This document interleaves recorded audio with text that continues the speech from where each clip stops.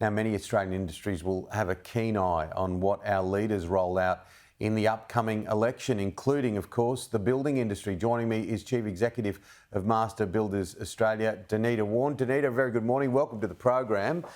And let's start with the housing crisis. Can you give us an update of where we're at, the state of play? Good morning, Tim. Yes, we've seen a slight uptick on building approvals over the last month. Nevertheless, we're still forecasting that we'll be around about 320 odd thousand homes short over the accord period of 5 years. We still need to be doing an awful lot to resolve the housing supply issues. It's going to be a critical issue for us during the federal election, given housing crisis is very much the forefront of people's minds, whether they are an owner or a renter. Did the one interest rate cut help, and obviously hopeful of another one? Yeah, it's been interesting speaking to a number of the volume builders and developers in terms of high-rise density homes.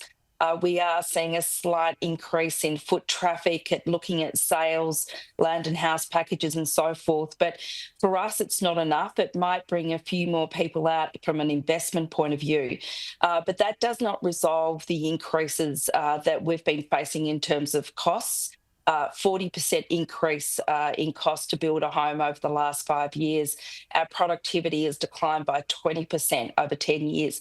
Until we get those structural problems sorted, it doesn't matter what interest rate cuts we will see to resolve this housing crisis in this country. Yeah, 20% is huge, isn't it? What are you hoping, expecting, lobbying our leaders for this election, which is on our doorstep? Tim, we've launched a campaign, More Homes for Aussies, and really holding all parties to account, the majors as well as the minors and the independents, to say, what are you going to do about housing supply issues? 70% of Australians believe it's up to the federal government to provide leadership, even though they are not necessarily pulling all the levers. For us, the major parties have done some things, but not enough. And the area that we're most concerned about is just really a lack of focus on the economy and also in terms of productivity of the building and construction industry. We saw a Productivity Commission report really slamming the problems that we have, and governments need to do much more heavy lifting. So we'll be holding all the parties, minor, major and independents, to account as we see this election slowly but surely get to its bitter end.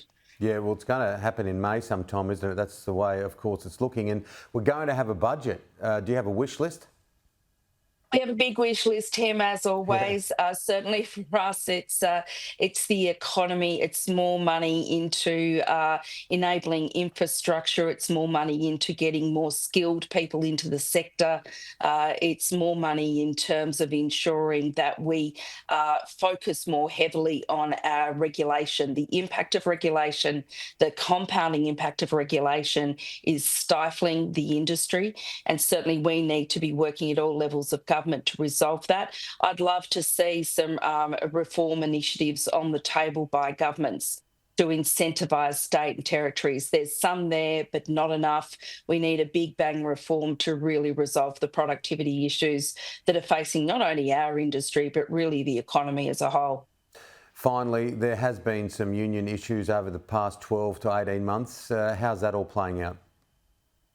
We've, supported the implementation of the administrator to the CFMEU. He has really calmed things down. There's still a long, long way to go. There's a massive amount of additional investigation to occur. There's a lot of cases starting to mount, and we're still seeing problems on the ground. But, the administrator is in there for 3 to 5 years. We're only about 9 months in. And we're supportive of that process while we are seeing, positive outcomes, which is occurring at the moment. Denita, it's always great to have you on the show. Thanks, Tim. Likewise. Really appreciate it.